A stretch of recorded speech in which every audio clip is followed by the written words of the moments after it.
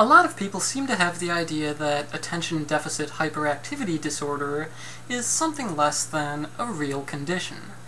Many have claimed that the diagnosis of ADHD pathologizes what's actually normal childhood behavior, or that it's presented as a problem in order to sell a solution in the form of unnecessary medication with unknown long-term effects. Others say that ADHD is real but overdiagnosed, and medication is used where changes to the child's environment would be more appropriate. Most recently, the New York Times reported on a doctor who prescribed ADHD medication to children who are struggling in school, regardless of whether they actually have ADHD. He believes that the school system is poorly suited to children, but that people are unwilling to make changes on a systemic level, and so they resort to medicating their children. The problem is that many of these folk theories about the reality, causes, and proper treatment of ADHD are mostly nonsense, perpetuated by people who think they've uncovered some grand conspiracy, but have very little understanding of what they're talking about. Our 9-year-old son has ADHD, and he takes medication for it. His mother has ADHD, his father has ADHD, and his younger brother sometimes appears to have symptoms of ADHD, although this can be largely indistinguishable from the typical range of toddler behavior. And anyone who believes that ADHD is a hoax or can be addressed solely by environmental changes should really try spending some time with our son when he's unmedicated. While it's certainly possible that children have been inappropriately diagnosed with ADHD in some circumstances, this does nothing to show that ADHD does not exist in other children. This also isn't a matter of making an exclusive choice between either medication or alternative means of support. There's no reason why we can't use everything at our disposal to treat this. And while the side effects of medication always need to be taken into account, it's also crucial to consider the effects of withholding treatment that works. We waited for as long as possible before looking into medication for our son. We explored every other option that was available to us. He had a specialized plan at school and extra tutoring, and he still does. We worked closely with him every day to help him understand his work, and we gave him extra practice in every subject. And it wasn't enough. This was not just an instance of a child chafing against the unreasonable constraints of standardized education. His environment was not the problem, and shaping his environment around him would have meant letting him flounder.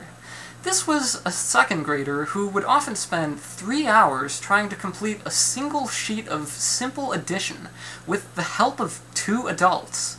This was a child who had to be reminded a dozen times before he would even remember how to complete a basic task like setting the table, let alone actually getting it done. This was a kid who could not stop himself from talking, yelling, and running wildly around the house.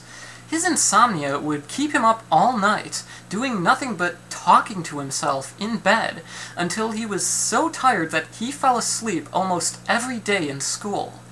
His teachers would make him sit through 40 minutes of reading class, 15 minutes of recess, and 15 more minutes of science class, just trying to get him to write a single sentence.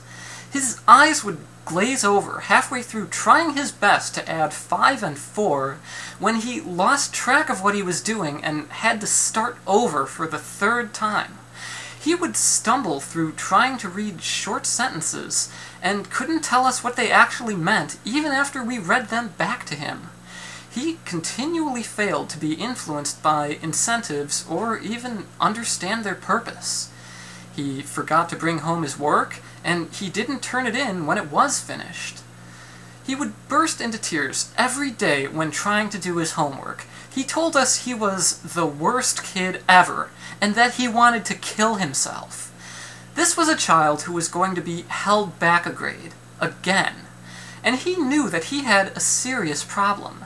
He did not like how he was, and he did not want to be like this. He just wanted to be good, and he couldn't, no matter how hard he tried. His instructors and evaluators refused to believe that he could have ADHD, because they thought it was overdiagnosed. They laughed at my partner when she suggested it, even when she told them that his father had been successfully treated for ADHD. Instead, they claimed he was mentally handicapped, and that was why he was consistently performing more slowly than the other children. We knew that couldn't be the case, because in those brief moments when we could get him to focus, he could understand his work. Something was just getting in the way. Only after intelligence tests found him to be above average did his teachers admit that ADHD was a possibility. We had already figured this out, and we still didn't want to have to medicate him. We were worried about the long-term effects, too. We didn't want him to have to rely on medication instead of developing coping strategies. But we were wrong. Eventually, we had to recognize that this constant pain was not encouraging him to develop coping strategies. It was only making him miserable. This wasn't helping him to grow, it was destroying him. Those who criticize parents for supposedly taking the easy way out when they have their children treated for ADHD have made the mistake of thinking that struggle must always be virtuous. They want to believe there must be some great payoff in proportion to all the trouble. But sometimes there's not. In reality, his ongoing struggles weren't good for any of us. We had to accept that when it came to the well-being of our son, it wasn't our principles that mattered. It was the results. Has his medication been a cure-all? Of course not. And this was by no means an excuse to stop helping him. He still gets all the support he needs from his family and from his school. The difference is that now, it's actually working. Instead of running just to stay in place and still falling behind, this makes progress possible. He remembers to bring his work home and turn it in. He can finish his homework on his own without requiring constant attention, and he gets it right. He doesn't fall asleep in school, and when he stays up late, he actually chooses to read books. He can focus and tell us what the sentences mean. He listens to us, he can control himself, and he can behave himself. And he smiles so much more. He's happy now, he's less anxious, and his attitude towards school has improved remarkably, considering how difficult it had been for him. He's passing instead of failing, because he finally has the basic abilities that are required to learn and succeed.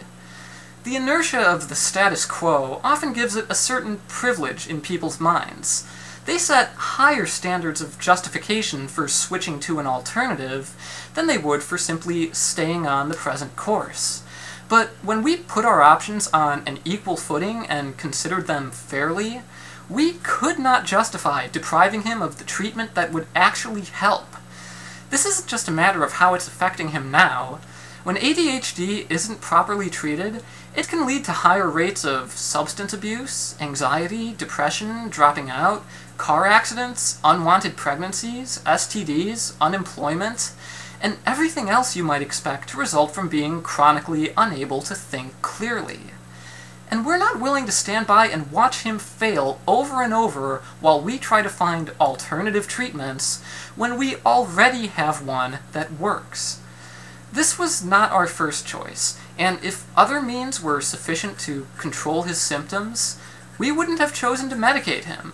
But as of right now, this is not possible. Do we enjoy paying for expensive medication? No, but there is absolutely no way I can regard it as some sort of scam. The value to our entire family has been incalculable. ADHD had made our above-average child seem like someone who was mentally challenged. This is what finally worked to undo that, and I could never expect other parents to forego a treatment that's had such a transformative effect. Regardless of what anyone else may think, this is a personal decision to be made by the family based on their situation and their needs. And I don't find it at all appropriate to issue blanket condemnations of medication for ADHD when this may be exactly what someone's child needs. Everyone wants what's best for kids, and certainly nobody wants what's worse for them. But when people are unclear on how to achieve this, their ignorance can lead them to conclusions that fail to respect the reality of what these children are dealing with. We would know. We've been there.